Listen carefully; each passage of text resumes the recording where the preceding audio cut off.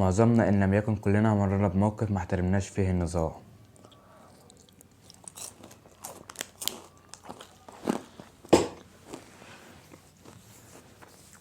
معظمنا إن لم يكن كلنا مرّنا بموقف ما احترمناش فيه النظام.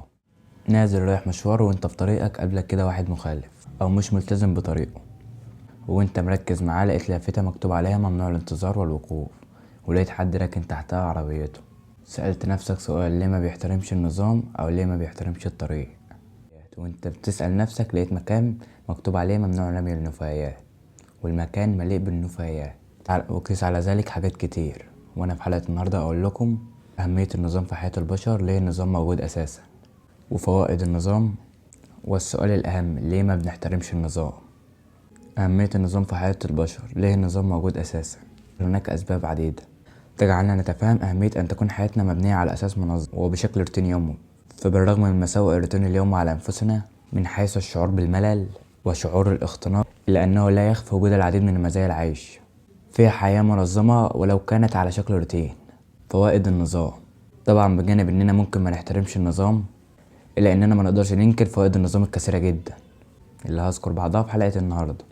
1. بيقلل التوتر والخوف، واللي ما شافش الحلقة اللي فاتت اتكلمنا فيها عن الخوف واضراره علينا وازاي نقدر نتخلص منه، وانا في حلقة النهاردة اقول لكم ما هو الخوف وانواع الخوف وتأثيره علينا، واهم حاجة ازاي نقدر نتخلص منه. ما هو الخوف؟ شوفوا الحلقة في علامة الاي اللي ظاهرة هنا.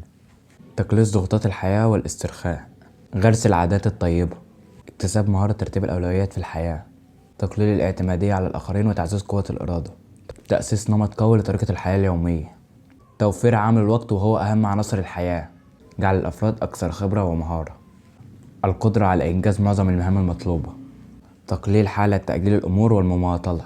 السؤال الأهم: ليه ما بنحترمش النظام؟ بطبيعتنا البشرية بنستسهل، بنقول ايه اللي هيحصل مثلا لو وقفت انتظرت 5 دقايق في المكان ده، بجانب ان في لافتة او لائحة بتحظر الوقوف هنا، او ايه اللي هيخليني اخد الطريق ده كله مادام انا ممكن امشي معاكس واوصل اسرع واسهل وهختصر في الوقت. السبب الاول في اننا ما بنحترمش النظام هو التفاعل مع البيئة المحيطة.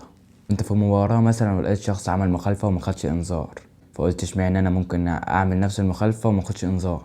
معنى مثلا انك شفت شخص مثلا خالف النظام فقلت اشمعنى انا. طبعا ده تفكير خطأ، ولكن بعيدا عن ذلك اننا لو شفنا شخص بيعمل حاجة غلط ما نقلدوش.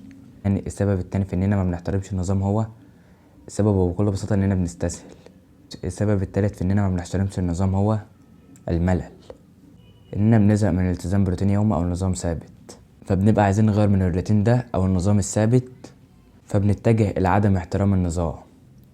بس كده، اتمنى اكون قدرت اوصل لكم الفكرة بالشكل المطلوب.